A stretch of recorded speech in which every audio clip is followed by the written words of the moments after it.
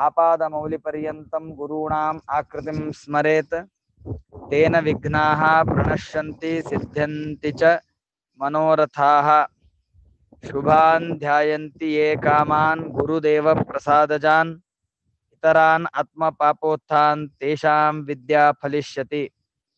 विघ्नध्वंतनिवारणैकतरणिर्विघ्नाटवीहव्यवाड् विघ्नव्यालकुलोपमर्दगरुडो विघ्नेभ पञ्चाननः विघ्नोत्तुङ्गगिरिप्रभेदनपविः विघ्नाब्धिकुम्भोद्भवः विघ्नाघौगगनप्रचण्डपवनः पायात् प्रसादो गुरोः। श्री गुरुभ्यो नमः। हरि ओम हरि ओम हरि ओम। हम महाभारत तात्पर्य निर्णय 10वां अध्याय 10th अध्याय उसका अध्ययन कर रहे हैं। अभी हमने सब देवी देवता सब लोग क्षीर सागर स्थित नारायण को हमारा उद्धार करो, अज्ञान का नाश करो ऐसी प्रार्थना करने गए थे।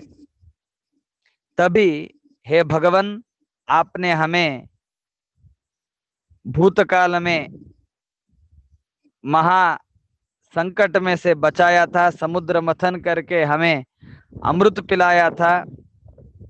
आप हमारा उद्धार करो ऐसी प्रार्थना करते हुए तब भी जो कली किंचित बाकी था वो कली सब जगह फैल चुका है, सबको बहुत बहुत तकलीफें दे रहा है। ऐसा कथा का भाग जो है वो हमने पढ़ा है, सुना है। अभी हम श्लोक नंबर 38 से आरंभ करके भगवान वेदव्यास का जन्म और देवताओं की प्रार्थना, किस प्रकार देवता का जन्म, भगवान वेदव्यास का जन्म हुआ, भगवान वेदव्यास के जन्म के लिए कौन निमित्त बन गए, इत्यादि सब घटनाएं विशेष रूप से पढ़ेंगे। फिलहाल तो श्लोक नंबर 38 वेदाश्च सर्वे, ये जो श्लोक है उस श्लोक से हमारा पाठ का अभी आरंभ करेंगे। हरे नमः। हरे श्री कृष्ण। वेदाश्च सर्वे सह शास्त्र संघा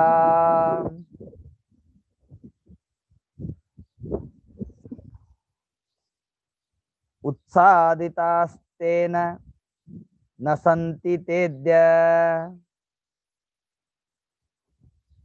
उत्सादितास्तेन न सन्ति तेद्य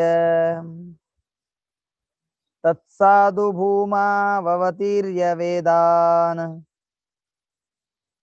तत्साधु भूमा ववतीर्य वेदान्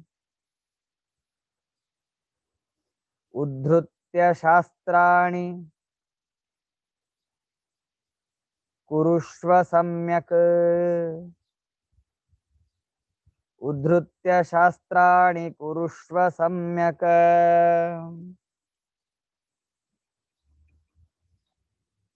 वेदाश्च सर्वे सह शास्त्र संघा उत्सादितास्तेन न सन्ति तेद्य तत्साधु भूमा ववतीर्य वेदान् उद्धृत्य शास्त्राणि कुरुष्व सम्यक्। जो कली एक रूप से बच गया था उस कली ने महा तांडव कर दिया है, सब शास्त्र को उसने दूषित बनाया है। कैसे दूषित बनाया है ये हमने गत पाठ में सुना है। जिधर जिधर विष्णु का सर्वोत्तमत्व है, विष्णु भक्ति की महिमा है, वो सब जगह छोड़कर दूसरी तरह से ये इंटरप्रिटेशन दे दिया गया है। वेद में वास्तविक विष्णु भक्ति कही गई है, वो विष्णु भक्ति न दिखे। ये वेद जो है वो सिर्फ कर्म कांड करने को कहते हैं, इत्यादि इत्यादि रूप से वेद का इंटरप्रिटेशन करके वो सब शास्त्र जो है, वेद जो है, उसको दूषित बनाया गया है। इतना ही नहीं, वेद का और एक महिमा है। वो क्या है? हम पौरुषेय वचन जो है वो सब नॉर्मली बात करते हैं। बात करने में हम स्वरों का प्रयोग नहीं करते हैं। लेकिन वेद में उदात्त, अनुदात्त, स्वरित इस तरह से स्वरों का प्रयोग किया जाता है। ओम अग्निमीळे पुरोहितं यज्ञस्य देव मृत्विजम, ऐसे कहा जाता है। ओम यस्ते ए मन्यो विधद्वज्रसायकसः ओजः पुष्यते विश्वमानुषक, इस तरह से वेद कहा जाता है। वेद को ऊपर स्वर है, कभी कभी नीचे जाना पड़ता है, कभी कभी मात्रा बढ़ती है, इस तरह से वेद में होता है। ये वेद जो है वो स्वरों के अनुसार नानाविध अर्थ बताता है। ये वेद की खासियत है। इतर ग्रंथों में ऐसा नहीं है, लेकिन वेदों में ये बहुत सुंदर खासियत है। आपने सुना होगा, त्वष्टा इंद्र का संहार करने के लिए एक अभिचार याग कर रहा था। उसको आहुति डालनी थी, ब्रह्म शत्रु विवर्धस्व, इंद्र शत्रु विवर्धस्व।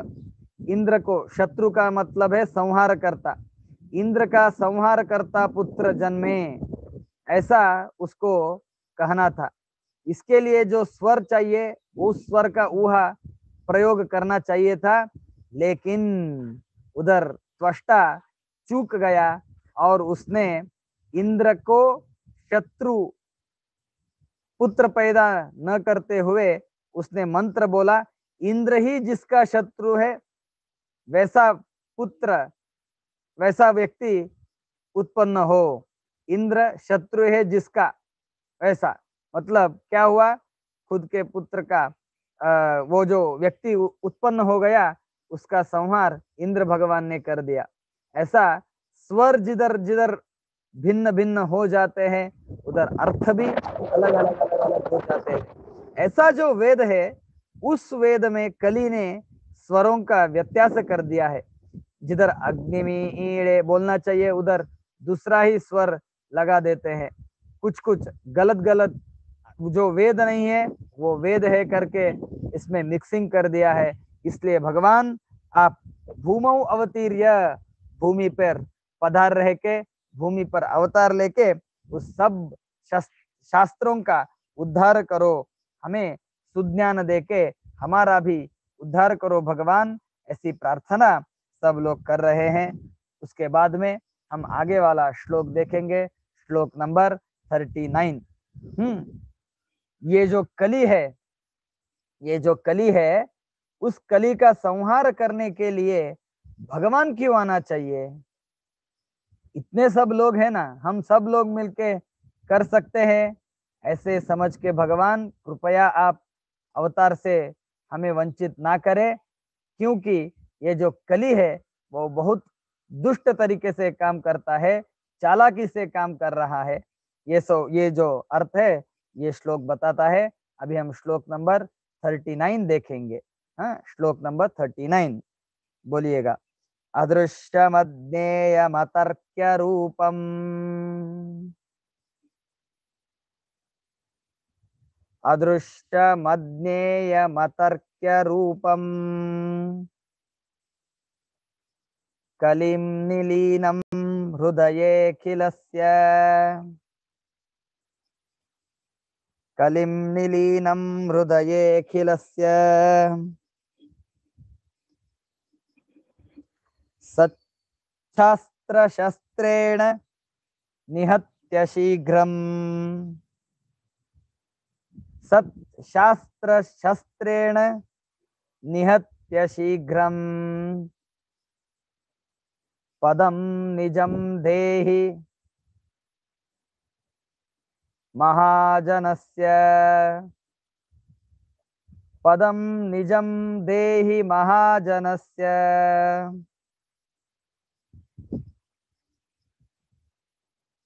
पूरा श्लोक एक बार पढ़ता हूँ, आप श्रवण कीजिएगा। अदृश्यमज्ञेयमतर्क्य रूपं, कलिं निलीनं हृदयेऽखिलस्य, तच्छास्त्रशस्त्रेण निहत्य शीघ्रं, पदं निजं देहि महाजनस्य। सब देवता लोग बोल रहे हैं, हे भगवान, ये जो कली है वो अदृश्य रूप से काम कर रहा है।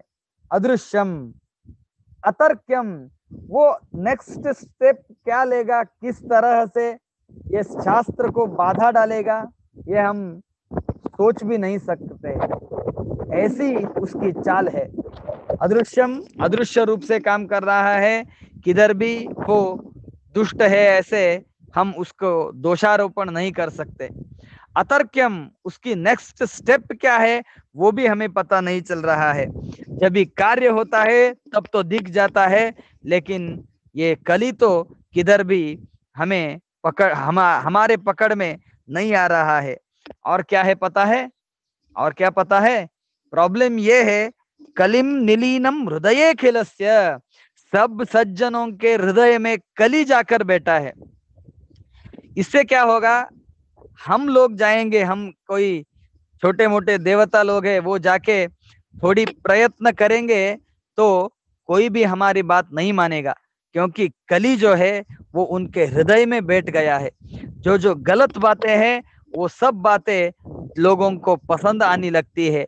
हम जब भी अच्छा बात कहेंगे, ए मूर्ख लोगों, गीता पढ़ो, गीता से उद्धार है, ऐसा हम कहेंगे। हम कहेंगे भगवान का नाम स्मरण करो, श्री राम जय जय राम बोलो, हरे राम राम राम हरे हरे, हरे कृष्ण कृष्ण कृष्ण हरे हरे, ऐसा बोलो। भगवान का नाम स्मरण करो, दशावतार का स्मरण करो, भगवान के मंदिर जाओ, मेडिटेशन करो, दान दो। ऐसा जब भी हम अच्छी अच्छी बातें कहेंगे तभी भी लोगों को उस अच्छी अच्छी बातों का कोई भी प्रभाव नहीं पड़ेगा, कोई प्रभाव उन पर नहीं होगा, क्योंकि ये कली जो है वो उनके हृदय में ही जाकर बैठा है। गंदी गंदी बातें, गलत गलत बातें, शास्त्र के विरुद्ध बातें, भगवान प्राप्ति का जो मार्ग है उस मार्ग को छोड़कर बाकी सब मार्ग है वो उनको अच्छे लगेंगे, लेकिन सन्मार्ग जो है वो उनको अच्छा नहीं लगेगा। इसी तरह से कली काम कर रहा है। इसलिए भगवान, आप एक काम करो, सच्शास्त्र का निर्मिति करो, वो शास्त्र ही ये कली को शस्त्र हो जाएगा, कली का संहार हो जाएगा। सच्शास्त्र शस्त्रेण निहत्य शीघ्रम, शीघ्र ही आप शास्त्र रूपी शस्त्र से उस कली को संहार कर दो। इसका मतलब है कि लोगों में जो कली की वजह से मिथ्या ज्ञान की प्राप्ति हुई है अथवा अज्ञान आ चुका है वो सब निकल जाएगा, और महाजन जो है, सज्जन समुदाय जो है, उन सब लोगों को हमारे भक्ति पंथा में लेके आओ, भगवान के पंथा में लेके आओ, और हमारा भी और सभी सज्जनों का भी उद्धार कर दो। ऐसी ब्यूटीफुल प्रार्थना कर रहे हैं। इसके बाद में हम 40वें 40th श्लोक जो है उधर जाएंगे। ये बहुत ब्यूटीफुल श्लोक है, भगवान के लिए प्रार्थना करने का द मोस्ट ब्यूटीफुल श्लोक विच आई लव। हमें ज्ञान पर चाहिए, हमें तो बाहर समाज में सभी जगह अज्ञान ही मिलता है। जो अज्ञान मतलब ज्ञान किसको कहते हैं, जो the knowledge which is use to reach God, ऐसा जो नॉलेज है वो हमें शास्त्र को छोड़ के किधर भी नहीं मिलेगा। हम इंजीनियरिंग पढ़ सकते हैं, हम मेडिकल पढ़ सकते हैं, LLB पढ़ सकते हैं, वो सब जो मार्ग है वो मार्ग हमें इहलोक में भूलोक में काम आएंगे, लेकिन इहलोक में भी और परलोक में भी काम आए ऐसी विद्या है वेद विद्या, ऐसी विद्या है शास्त्र विद्या। उसी में ही गीता, तात्पर्य निर्णय, महाभारत, रामायण, भागवत इत्यादि सब सच्चास्त्र आते हैं। इसलिए ये हमें ज्ञान की प्रार्थना करने का अवसर जब भी मिलता है तभी हम इस श्लोक से भगवान को प्रार्थना करेंगे, तो मेरे ख्याल से भगवान अत्यंत संतुष्ट होकर हमें अनुग्रह करते हैं। मध्वाचार्य जी 12 स्तोत्र करके एक ग्रंथ रचन किए हैं, उसमें 12 अध्याय है। ब्यूटीफुल्ली छोटे छोटे छोटे छोटे श्लोक है, और बहुत सारे श्लोक नानाविध छंद में गाने के लिए योग्य है। ऐसे जो ब्यूटीफुल द्वादश स्तोत्र है उसमें एक जगह श्रीमन मध्वाचार्य जी कहते हैं, उन्नत प्रार्थिता शेष संसाधकम सन्नता लौकिकानंदद श्रीपदम भिन्न कर्माशय प्राणि संप्रेरकम तन्न किं नेति वेद्वत्सुमीमांसितं प्रीणयामो वासुदेवं देवतामण्डलाखण्डमण्डनं प्रीणयामो वासुदेवं। फिर से एक बार कहता हूँ, उन्नत प्रार्थिता शेष संसाधकम सन्नता लौकिकानंदद श्रीपदम भिन्न कर्माशय प्राणि संप्रेरकम तन्न किं नेति वेद्वत्सुमीमांसितं प्रीणयामो वासुदेवं देवतामण्डलाखण्डमण्डनं प्रीणयामो वासुदेवम। मैं कुछ सिंगर नहीं हूँ, भक्ति से ये जो श्लोक है वो सिर्फ गा रहा हूँ। आपको बेसुरा लगे तो कृपया क्षमा कर दीजिए। इस श्लोक में मध्वाचार्य जी बहुत अच्छी बात कहते हैं। मध्वाचार्य जी कहते हैं, भगवान उन्नत प्रार्थिता अशेष संसाधकम, जो भक्त है उस भक्त से बड़े लोग जो है, बड़े भक्त जो है, उन्होंने ये छोटे भक्त के लिए भगवान के चरणों में प्रार्थना की तो भगवान बहुत जल्दी उस प्रार्थना को सुनते हैं। ऐसा ही है ना, घर में हम पिताजी को याचना करते हैं। हम जब छोटे थे, हम जब बच्चे थे, कुछ चाहिए होगा तो पिताजी को हम याचना करते हैं, पिताजी से कुछ मांगते हैं। लेकिन पिताजी तो पिताजी रहते हैं, स्ट्रिक्ट होते हैं, वो तभी एकदम से नहीं नहीं मिलेगा ऐसा करते हैं। तभी हम क्या करते हैं, हमने मांगा, हमने याचना की तो प्रायः हमारा कार्य नहीं हो पाएगा, इसलिए हम हमारी माताजी को मनाते हैं। उन माताजी को मनाने के बाद माताजी द्वारा पिताजी को हम प्रार्थना किए तो पिताजी हमारी बात मान लेते हैं। वैसे ही है ये जो मध्वाचार्य जी है, ये जो भगवत भक्त जन है, वो हमारी माताजी है।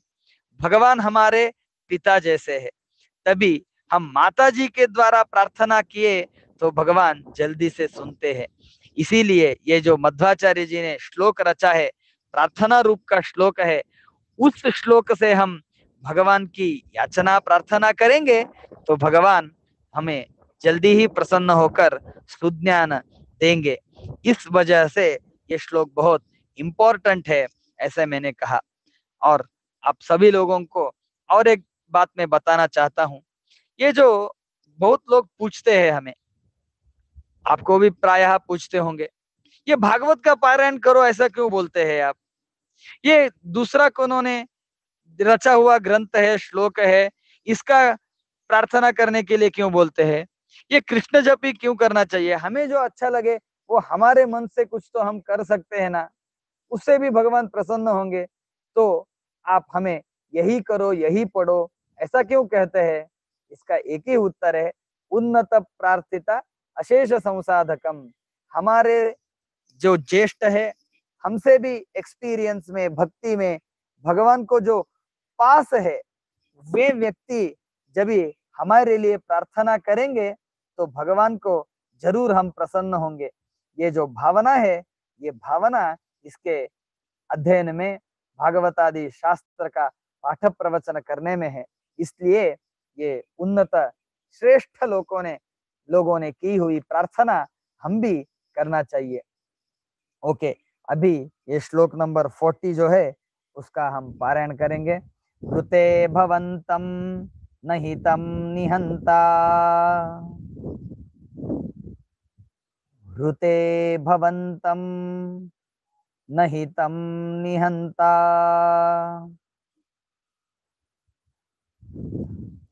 त्वमेक एवाखिल शक्ति पूर्णः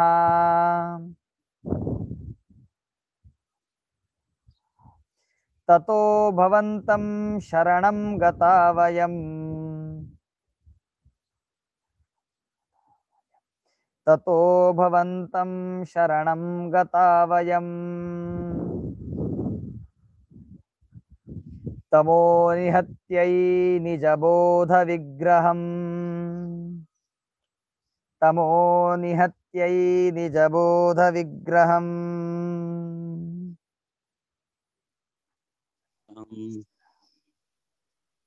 अभी ये पूरा श्लोक में पढ़ता हूँ। ऋते भवन्तं नहितं निहन्ता त्वमेक एवाखिल शक्ति पूर्णः ततो भवन्तं शरणं गता वयं तमो निहत्यै निजबोध विग्रहम्।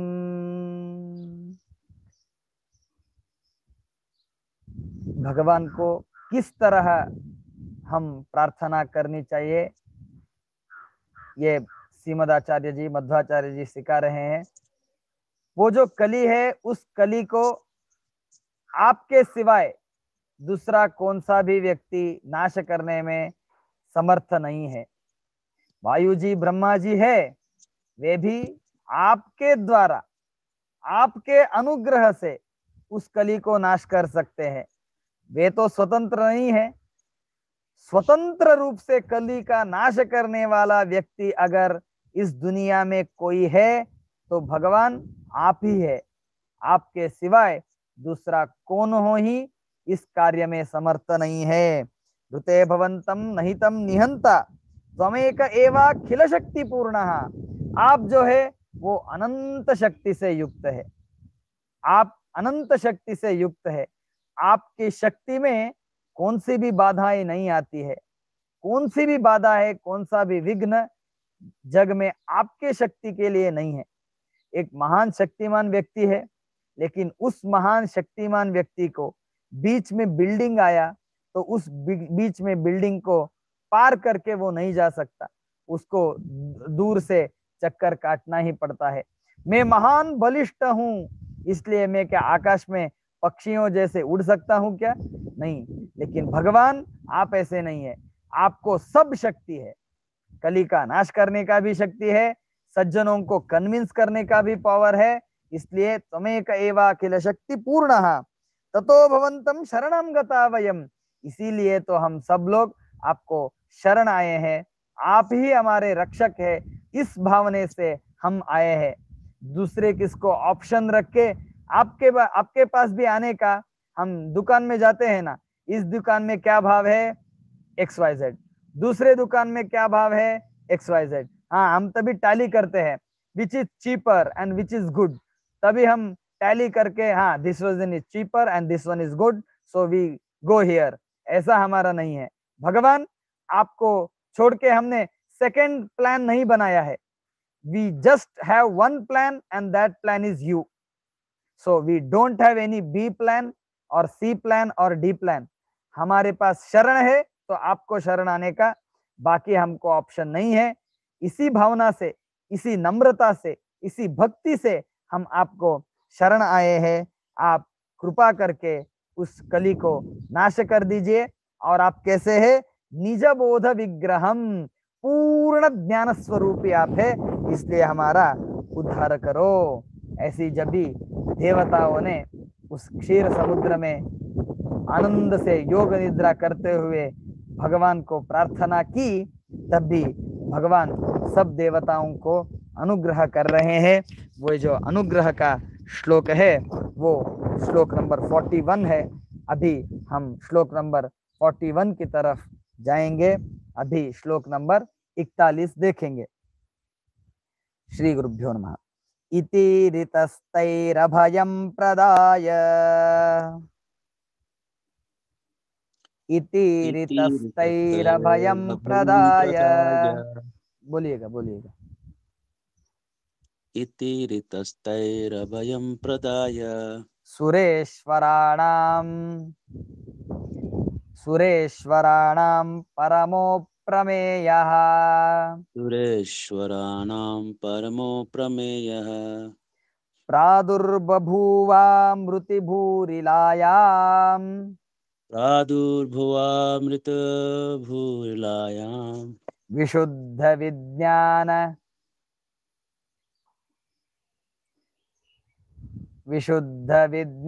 घनस्वरूपः। विशुद्धविज्ञानघनस्वरूपः। अभी पूरा श्लोक बोलता हूँ और उसके बाद इसका अर्थ कथन करता हूँ। इतिरितस्तैरभयं प्रदाय सुरेश्वराणां परमो प्रमेयः प्रादुर्बभूव मृतभूरिलायां विशुद्ध विज्ञान घन स्वरूपः। जब भी इस भक्ति से, विनम्रता से, प्रेम से देवता लोग भगवान को शरण गए, तब भी भगवान ने कहा अभयम प्रदाय, मैं हूँ, डरो मत, मैं हूँ, मैं सबका, सब सज्जनों का कल्याण करता हूँ। अभयम प्रदाय, डरो मत। कली कितना भी पावरफुल हो, कितने भी अदृश्य रूप से अटैक करता हो, जो मोक्ष मार्ग है उस मोक्ष मार्ग का कितना भी नाश करता हो, लेकिन आप डरो मत। अभयम प्रदाय परमः, क्योंकि भगवान कैसे है? सर्वोत्तम है। परमः अप्रमेयः, भगवान कैसे है? भगवान ऐसे है कि पूरी तरह से हम भगवान को जान ही नहीं सकते। भगवान को हम अवश्य जान सकते हैं, भगवान जितने हैं उतने पूरे नहीं हम जान सकते। भगवान को हमारी योग्यता जितनी है उतने ही हम जान सकते हैं। हम नदी को जाते हैं, नदी का पानी घर ला सकते हैं क्या? इन वन एक तरह से ला सकते हैं और दूसरी तरह से सोचे तो नहीं ला सकते। ला सकते हैं का मतलब क्या है? हमारे घर में जितने जितने कलश है उन कलशों में हम नदी का पानी, गंगा का पानी ला सकते हैं, लेकिन पूरी गंगा ही हम घर में ला सकते हैं क्या? नहीं। ऐसा ही है, भगवान को हम हमारे योग्यता जितने हैं उतना ही जान सकते हैं, लेकिन भगवान को पूरी तरह से जाने ऐसा व्यक्ति संसार में कोई नहीं। भगवान ही भगवान को पूरी तरह से जानते हैं। भगवान के सिवाय लक्ष्मी देवी भी, ब्रह्मा भी, इंद्र भी, कोई भी भगवान को पूरी तरह से जाने ऐसा नहीं है। ऐसा भगवान है अप्रमेयः प्रादुर्बभूव अमृतभूरिलायां। श्रेष्ठ श्रेष्ठ ज्ञान स्वरूप भगवान इस भूमि में हम प्रादुर्भाव, हम प्रकट करेंगे, हमारी अभिव्यक्ति करेंगे, ऐसे कह रहे हैं। प्रादुर्बभूव अमृतभूरिलायाम, कैसे है भगवान? विशुद्ध विज्ञान घन स्वरूप, शुद्ध ज्ञान स्वरूप भगवान इधर प्रकट हो रहे हैं, ऐसा कह रहे हैं। और जब भी भगवान प्रकट हो रहे हैं तो किधर प्रकट हो रहे हैं, ऐसा प्रश्न हमारे मन में आता है। जब भी भगवान कृष्ण जी पधारे भूमि पर, अमृत सभी जगह व्याप्त है, वो प्रकट हो गए, तभी देवकी और वसुदेव को निमित्त किया था। इधर किसको निमित्त करके वेदव्यास जी आ रहे हैं, ऐसे हमारे मन में एक प्रश्न उत्पन्न होता है। उस प्रश्न का उत्तर वेद श्रीमद आचार्य जी, मध्वाचार्य जी श्लोक नंबर 42 में दे रहे हैं। तो हम श्लोक नंबर 42 की ओर चलेंगे, देखेंगे श्लोक नंबर 42। वशिष्ठ नामा, बोलिएगा, वशिष्ठ नामा वशिष्ठ नाम कमलोद्भवात्मजः, कमलोद्भवात्मजः वशिष्ठ नामा कमलोद्भवात्मजः वसिष्ठ नाम कमलोद्भवात्मजः सुतोस्य शक्तिः सुतोष्य शक्तिः तनयः पराशरः, तनयः पराशरः सुतोस्य शक्तिस्तनयः पराशरः सुतोष्य शक्तिस्तनयः पराशरः तस्योत्तमं सोऽपि तस्योत्तमं सोऽपि तपोचरत् हरिः, तपोचरत् हरिः तस्योत्तमं सोऽपि तपोचरद्धरिः तस्योत्तमं सोऽपि तपोचरद्धरिः सुतो मम स्यात् सुतो मम स्यात् इति तद्धरिर्ददौ इति तद्धरिर्ददौ इति तद्धरिर्ददौ। इति तद्धरिर्ददौ। हाँ, अभी पूरा श्लोक कहता हूँ, श्रवण कीजिए। वसिष्ठ नामा कमलोद्भवात्मजः सुतोस्य शक्तिस्तनयः पराशरः तस्योत्तमं सोऽपि तपोचरद्धरिः सुतो मम स्यादिति तद्धरिर्ददौ। कमलोद्भवात्मजः, कमल में जो प्रकट हुए वे देवता मतलब ब्रह्मा जी। उस ब्रह्मा जी के पुत्र है वशिष्ठ ऋषि, उस वशिष्ठ ऋषि के पुत्र है शक्ति ऋषि, उस शक्ति ऋषि के पुत्र है पराशर ऋषि। उस पराशर ऋषि ने, हे भगवान आप हमारे पुत्र होके उत्पन्न हो जाइए, जग में आप हमारे पुत्र है ऐसी प्रसिद्धि हमें दीजिए, ऐसे वर मांगा था। बहुत खड़तर तपश्चर्या करके उन्होंने वर मांगा था। उस पराशर ऋषि में अभी भगवान वेदव्यास रूप में प्रकट होने जा रहे हैं। फिर से बोलता हूं, ब्रह्मा जी कमल उद्भव, कमल में प्रकट हुए कौन? चतुर्मुख ब्रह्मा। उनका आत्मजहा, उनका पुत्र कौन है?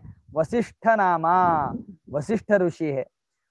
उनके सुत है शक्ति ऋषि, सुत मतलब पुत्र, उनके पुत्र है शक्ति ऋषि, शक्ति ऋषि के पुत्र है पराशर ऋषि। उन पराशर ऋषि ने भगवान आप हमारे पुत्र हो जाइए ऐसी उद्देश्य से, इस उद्देश्य से बहुत कठिन तपश्चर्या की थी। उस तपश्चर्या को भगवान प्रसन्न होके भगवान ने तथास्तु ऐसे करके वर दिया था। उनमें मैं प्रकट होने जा रहा हूं, ऐसा भगवान देवताओं को कह रहे हैं। तभी एक दो रिलेटेड बात अभी कहने भगवान जा रहे हैं मध्वाचार्य जी। अभी आगे उसके रिलेटेड बहुत कथाएं बताने वाले हैं।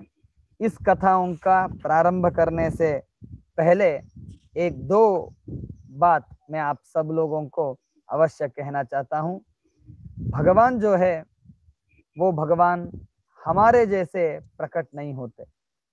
हम तो पैदा होते हैं, हमारा शरीर पैदा होता है और हमारा शरीर नष्ट भी हो जाता है, लेकिन भगवान हमारे तरह पैदा होने वाले व्यक्ति नहीं है।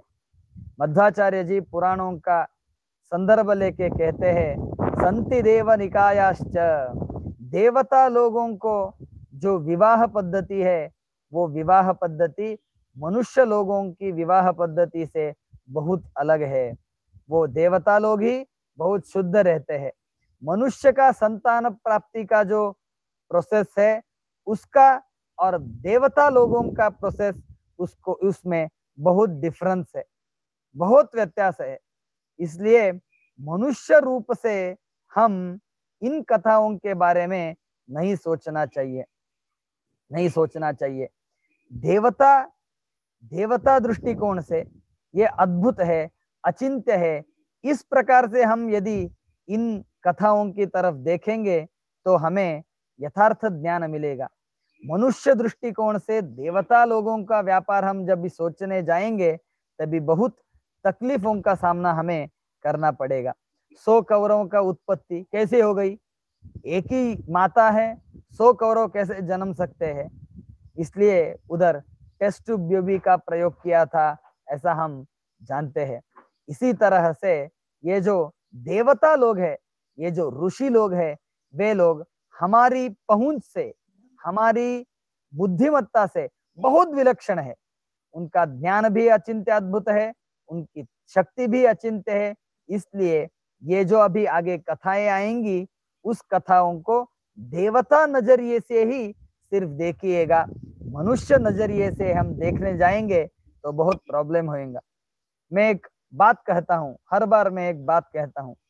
एक व्यक्ति है, उस व्यक्ति को हम मनुष्य मान के चले तो हमें अच्छा होगा, लेकिन जब भी हम उस व्यक्ति को डॉग मान लेते हैं तभी हमें बहुत तकलीफ होती है, क्योंकि आगे जो हमारे घर में व्यक्ति आया है, बेटा है, उसको हमने डॉग मान लिया तो वो भोग क्यों नहीं रहा है, वो खुद की दुम क्यों हिला नहीं रहा है, ऐसे सब प्रश्न उत्पन्न हो जाएंगे। लेकिन व्यक्ति आया है तो उसको व्यक्ति के तरह से ही देखना चाहिए। एक प्राणी है, डॉग है, उस प्राणी को हम मनुष्य के नजरिए से देखेंगे, इसको 4 पैर क्यों है, मुझे 2 ही पैर है, अरे वो पशु है। लेकिन पशु रहते भी आप मनुष्य दृष्टिकोण से देखेंगे तो आपको बहुत कठिनाई का सामना करना पड़ेगा। वो पशु है, डॉग है, कुत्ता है, इसलिए वो भोगता है।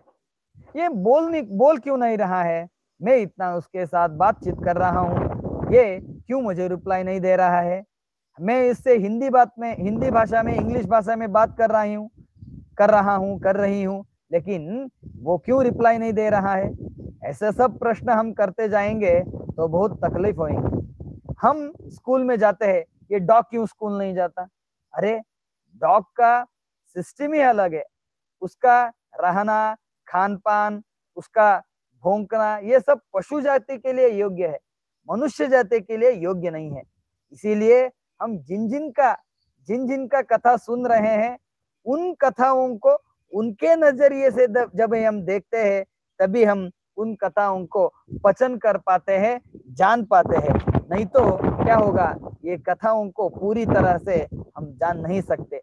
ये जो सूत्री है, ये पूरा का पूरा ये सूत्र हम बहुत देर तक हमारे मस्तक में रहेगा तो ही महाभारत को हम न्याय कर पाएंगे, महाभारत का अध्ययन कर पाएंगे, महाभारत को जान सकेंगे। इसलिए ये जो अभी मैंने कहा है वो कृपा करके आप सब लोग व्यवस्थित तरीके से याद रख के ये सब कथाएं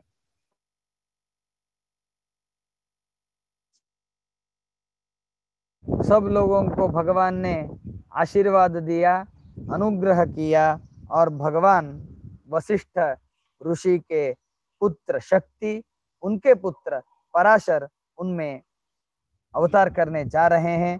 तभी और एक कथा कहते हैं, श्लोक नंबर 43 देखेंगे।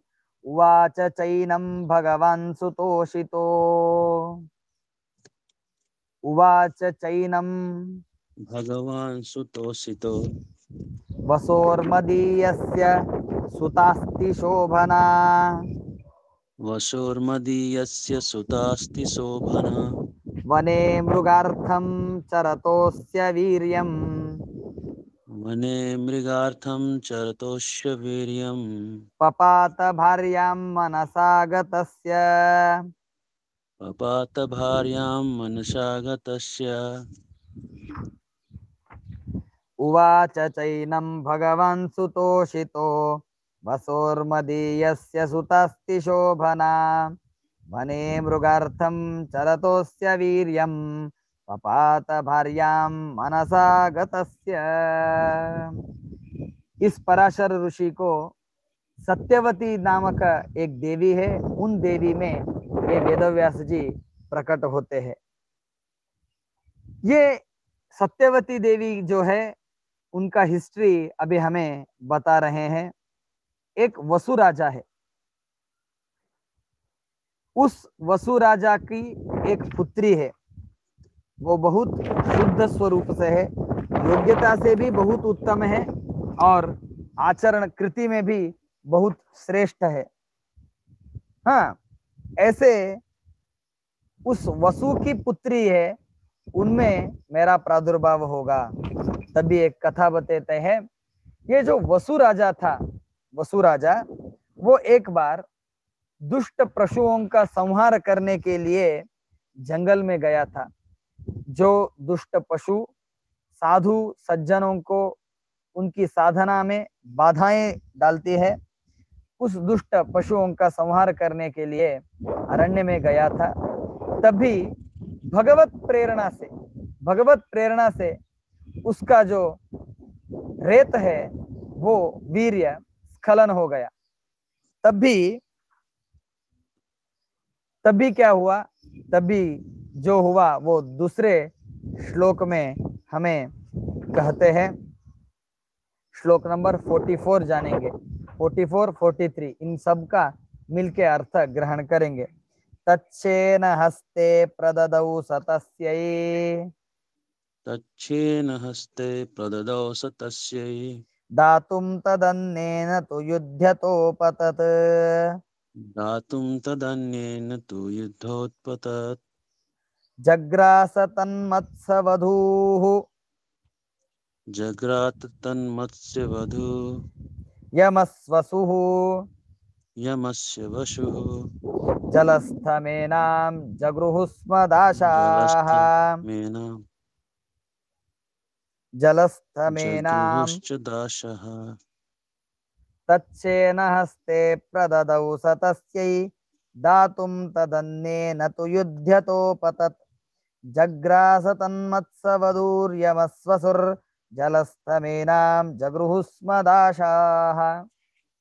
तभी उस वसु राजा ने वो जो वीर्य था वो एक शेन के एक पक्षी विशेष के हाथ में देकर उनकी पत्नी को देने के लिए भेजा।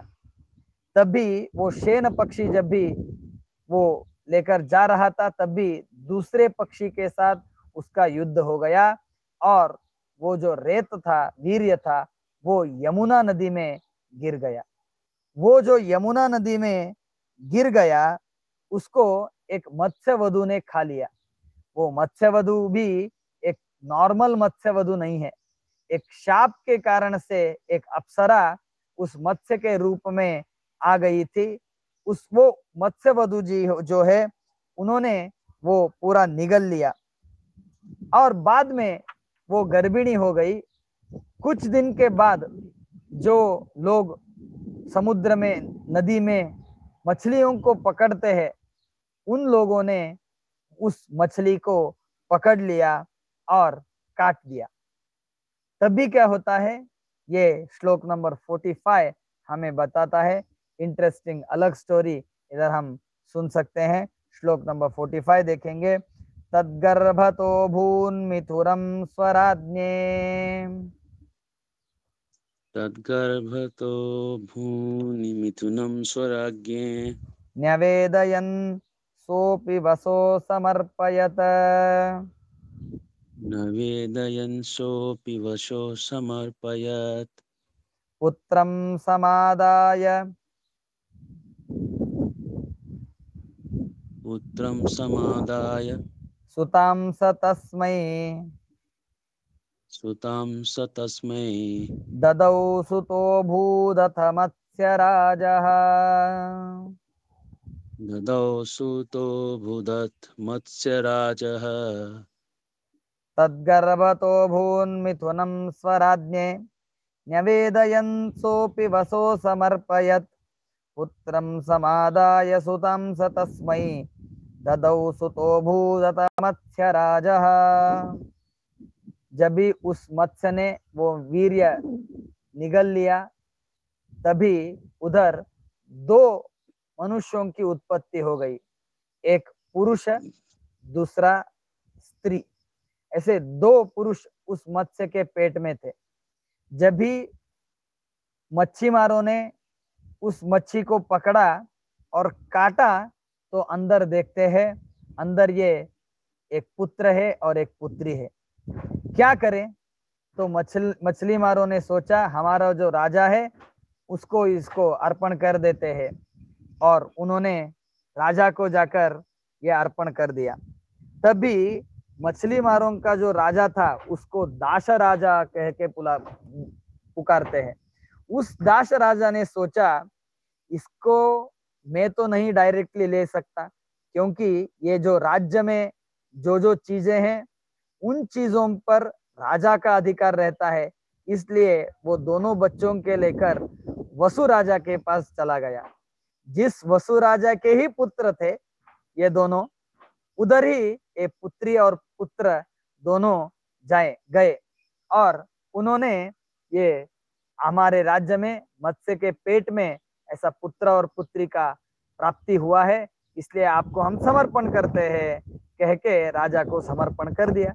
राजा बोले इधर जो पुत्र है उनको मैं रख लेता हूँ, पुत्री जो है वो आपके घर में ही बड़ी हो क्योंकि क्योंकि आपको भी मिला है, इसलिए पुत्री का सौभाग्य आपको भी प्राप्त हो, इसलिए मैं सिर्फ पुत्र का स्वीकार करता हूँ और पुत्री को आप लेके जाइए। वो जो पुत्र था उस पुत्र को मत्स्य राजा करके नामकरण कर दिया गया और वो जगत में संबंध प्रपंच में मत्स्य राजा नाम से प्रसिद्ध हो गया। देखिए भगवान का संकल्प कैसा था। वो वसु के ही पुत्र थे और वो वसु को ही प्राप्त हो गए, लेकिन वसु को तो ये पता नहीं चला। इसी अद्भुत तरीके से वसु का पुत्र जो है वो वसु को प्राप्त हो गया। वो जो लड़की है, वो जो लड़की थी ना, वो अभी दाश राजा के घर में बड़ी होने लगी। मच्छीमारों का जो राजा है उस राजा को ही ये वसु राजा ने पुत्री को सौंप दिया था, इसलिए वो पुत्री अभी उस दाश राजा के घर में बड़ी हो रही है। इधर उनका भी वर्णन अभी नेक्स्ट श्लोक में करते हैं। श्लोक नंबर 46 देखेंगे। कन्या तु सा दाशराजस्य सद्मनी। सद्मनी ऐसा आप, हाँ एक मिनट, आपको श्लोक बोलते समय सद्मनी ऐसा नहीं दिखेगा, ये संधि हो गई है, इसलिए थोड़ा उस संधि को विच्छेदन करके बता रहा हूँ। कन्या तु सा दाशराजस्य सद्मनी, बोलिएगा। कन्या तु सरा दास राजस्य सत्मनि अवर्धतातीव सुरूपयुक्ता, अवधतातीव स्वरूपयुक्ता नाम्ना तु सा सत्यवतीति तस्याम्, नाम्ना च सा सत्यवती तस्याम् तवात्मजोऽहं भवितास्म्यजोऽपि। तवात्मजोऽहं भवितास्म्यजोऽपि। हाँ, वो जो कन्या है वो कन्या ही पिछले अनेक जन्मों में भगवान आप मेरे पुत्र होकर अवतार प्रकट कीजिए, ऐसे उद्देश्य लेकर, ऐसी प्रार्थना लेकर बहुत तपश्चर्या कर रही है। उस लड़की में जो दाशराज के गृह में अभी बढ़ रही है, उस देवी में मैं वेदव्यास रूप से प्रकट होऊंगा।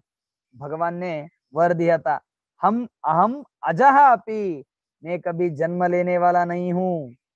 मेरे नाम स्मरण से ही दूसरों का जन्म और मृत्यु दूर हो जाता है, तो मुझे काय का जन्म, मुझे कैसे जन्म आ सकता है, मुझे जन्म नहीं है। लेकिन आपने प्रार्थना की है, आपने तपश्चर्या की है, इसलिए मैं आपको निमित्त करके प्रकट हो जाऊंगा।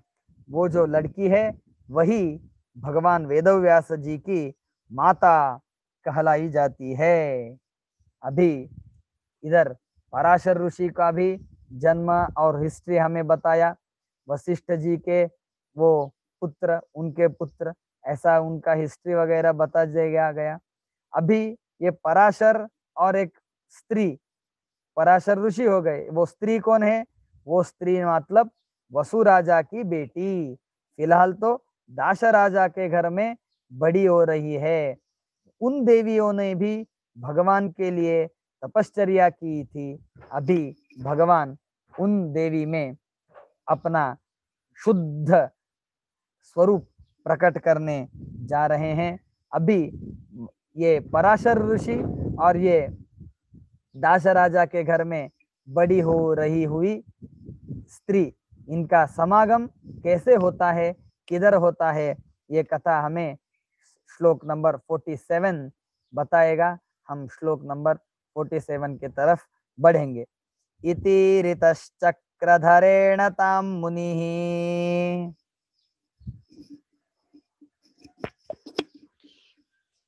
जगाम मार्ताण्डसुतां समुद्रगाम्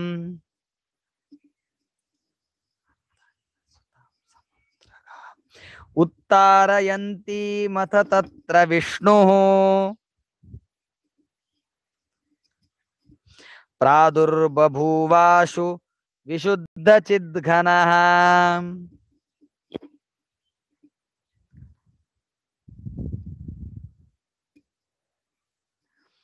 इति ऋतश्चक्रधरेण तां मुनिर्जगाम मार्ताण्डसुतां समुद्रगाम् उत्तारयन्तीमत तत्र विष्णुः प्रादुर्बभूवाशु विशुद्धचिद्घनः। ये श्लोक बहुत ब्यूटीफुल है। एक जोग्राफिकल पॉइंट भी इस श्लोक में आता है। उस पॉइंट के तरफ में बाद में जाता हूं, पहले श्लोकार्थ बता देता हूं। इसी प्रकार भगवान नारायण ने पराशर ऋषि को बताया, मैं उस दाश राजा के घर में बड़ी हुई जो कन्या है उनमें हमारा अवतार प्रकट करूंगा। तब भी पराशर ऋषि उधर चले गए। वो एरिया कौन सा था? वो एरिया है यमुना का प्रदेश, पवित्र यमुना नदी का प्रदेश। यमुना नदी जिधर गंगा को प्राप्त हो रही है वो प्रदेश, यही मैं बताने जा रहा हूँ। इधर एक जोग्राफिकल पॉइंट है, एक 2 मिनट के बाद उसको व्याख्यान करता हूँ। उधर ये लड़की क्या कर रही थी? वो दाश राजा तो जो था वो वृद्ध हो गया था, घर में कोई कमाने वाला नहीं था, बहुत शक्तिशाली ऐसा आदमी नहीं था। इसलिए वो दाश राजा का काम क्या था? ये जो नदी है वो नदी होड़ी से पार करने का, नौकायन करने का, नौका में लोगों को बिठा के नौके से इधर से उधर आने का। वो जो सत्यवती देवी थी वो इतनी शक्तिशाली थी कि अनेक लोग जिधर उस नाव को चलाने के लिए चाहिए, लेकिन वो अकेले ही सब कार्य कर लेती थी। इसी प्रकार सब घर की कार्य करके वसु राजा का पालन पोषण करना, वो सब जवाबदारी उस लड़की पे थी। उनका नाम सत्यवती जी है, उस सत्यवती जी पे थी। उधर ये पराशर ऋषि प्रकट हो गए। ऐसे पराशर ऋषि और ये सत्यवती जी देवी, इन दोनों में भगवान वेदव्यास जी प्रकट होने जा रहे हैं। विशुद्ध चिद्घनः, शुद्ध ज्ञान स्वरूप भगवान प्रकट होने जा रहे हैं। इधर एक जोग्राफिकल पॉइंट, सभी व्याख्यानकार इसको व्याख्यान करते हैं। मार्तांड सुताम समुद्रगाम, यमुना नदी जिधर समुद्र मिलती है उस प्रदेश में वेदव्यास जी का अवतार हुआ, ऐसा मध्वाचार्य जी कह रहे हैं। द प्रॉब्लम इज यमुना नदी डायरेक्टली समुद्र को नहीं मिलती। यमुना नदी गंगा नदी में मिलती है और गंगा नदी में मिलकर वो समुद्रगामी होती है। अभी तो इधर मध्वाचार्य जी तो मार्तांड सुताम समुद्रगाम, जिधर जो यमुना नदी मार्तांड समुद्रगाम, समुद्र को मिलती है, ऐसा कह रहे हैं। तो इसका मीनिंग हम कैसे करें? इसके लिए व्याख्यानकार सभी बहुत सुंदर रीति से व्याख्यान करते हैं। पहले तो शास्त्र के दृष्टि से व्याख्यान सुन लेते हैं। कहते हैं,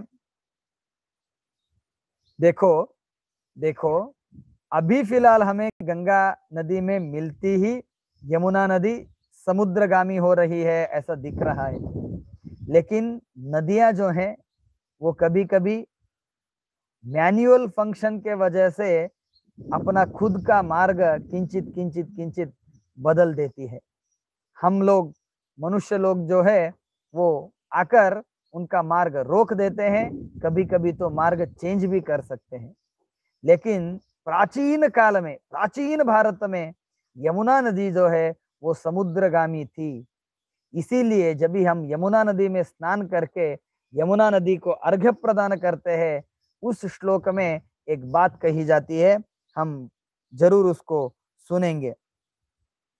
कालिंद शैल तनये पृथक सागर गामिनी गृहाणार्घ्यम मया दत्तम यमुने फलदा भव। पृथक सागर गामिनी, आप गंगा नदी में मिक्स होके ही सागर जाती है ऐसा नहीं, आपका एक वैशिष्ट्य है। आप अलग रूप से भी डायरेक्टली यू रीच सी। पृथक सागर गामिनी, ऐसी आप महानुभाव हो यमुना। आप आपको हम क्या दें, सिर्फ अर्घ्य देते हैं, आप हमें अनुग्रह कीजिए। ये ब्रह्म पुराण का वचन है। मतलब पुराण जब भी रचित हुए उस काल में यमुना अवश्य समुद्र को मिलती है। और एक तरह से हम उसको ज्ञान कर सकते हैं, यमुना नदी जरूर गंगा नदी में मिलके ही समुद्र में जाती होगी, लेकिन गंगा नदी का एक या यमुना नदी का एक कैनल होगा, वो कैनल जो है उससे वो जरूर समुद्र को मिलती होगी, ऐसा भी व्याख्यानकार हमें बता देते हैं। हमने पुणे में ही देखा है, आई स्टे इन पुणे, तो इधर गंगा वो जो नदी का पात्र था, हम छोटे थे तभी बहुत बड़ा था, वो फ्लो जो था वो अद्भुत फ्लो था। अभी फिलहाल देखते हैं तो ये क्या नए लोग आए और पूछेंगे क्या पुणे में इतना बड़ा गटर क्यों बना है, ऐसा पूछते हैं। वो नदी है ऐसा कहना पड़ता है। इसी तरह हम जोग्राफिकल फैक्ट को देखेंगे, पुराण के प्राचीन वचन को देखेंगे, तो हमें ये जरूर पता चलता है कि ये जो यमुना नदी थी वो सागर को मिलती थी। उस जगह पे पराशर ऋषि पहुंचे हैं, उधर सत्यवती है। उन दोनों में अभी वेदव्यास जी प्रकट होने जा रहे हैं। ये जो वेदव्यास प्रकट की कथा है वो हम कल के दिन देखेंगे। अभी फिलहाल इधर ही रुकेंगे। श्री कृष्णार्पणमस्तु। इदम ज्ञानम हरे पूजा, हरे रेवोदितम सदा, हरि अधीनं च सर्वत्र इत्येवं न्यासो हरौ स्मृतः, यः सर्वगुण संपूर्णः सर्वदोष विवर्जितः, प्रीयतां प्रीत एवालं विष्णुर्मे परम सुहृत, अनेन भावी यत्पुण्यम अवाप्नोतु गुरुर्मम। श्री कृष्णार्पणमस्तु। आज का पाठ इधर ही समाप्त होता है। कल फिर से हम मिलेंगे। नमस्ते। रिकॉर्डिंग